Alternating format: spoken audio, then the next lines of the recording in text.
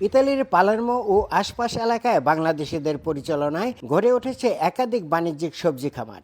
স্থানীয় বাজারের চাহিদা অনুযায়ী উৎপাদন হচ্ছে বিভিন্ন ধরনের ইতালিয়ান ও বাংলাদেশি সবজি। সরবরাহ করা হচ্ছে সুপারমার্কেট, পাইকারি বাজার ও স্থানীয় ব্যবসা প্রতিষ্ঠানে।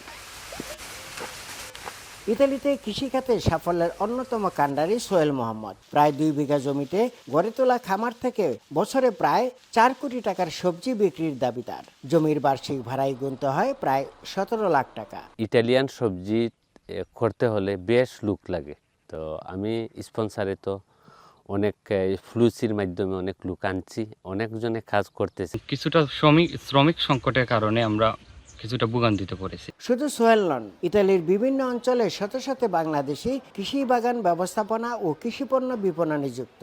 কৃষি শ্রমিকরা বলছেন, স্পন্সর ভিসায় এসে এখন তারা ভালো আছেন, আয় করছেন অনেক বেশি।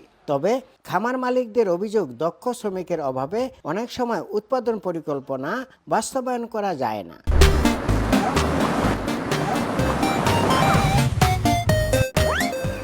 আমি কৃষিকাজের বিষয়ে ইতালিতে আইছি, আসার পরে একদিন পরে কাজে লাগছি। এখানে কাম করতেছি 6 মাস ক্ষেত্র কাম করতেছি। আমার 1500 টাকা স্যালারি আসে মাসে। এগ্রিকালচার বিষয়ে আইছি, আসার পরে এই বাগানে আমি কাজ করতেছি, ইনশাল্লাহ কাজ কাম সব ভালোই চলছে। ব্যবসায়ীদের মতে শ্রমিক সংকট কাটিয়ে ওঠা এবং প্রাতিষ্ঠানিক সহায়তা বাড়লে ইতালির কৃষি খাতে বাংলাদেশিদের সাফল্য আরও বাড়বে। তবে কৃষি ভিসায় এসে অনেক শ্রমিক অন্য পেশায় চলে যাওয়ায় বাংলাদেশিদের জন্য স্পন্সর ভিসার কোটা বাড়ানো কঠিন হয়ে পড়েছে। ইতালির সিসিলির পালের্মো থেকে হাসান মাহমুদ, সময় সংবাদ।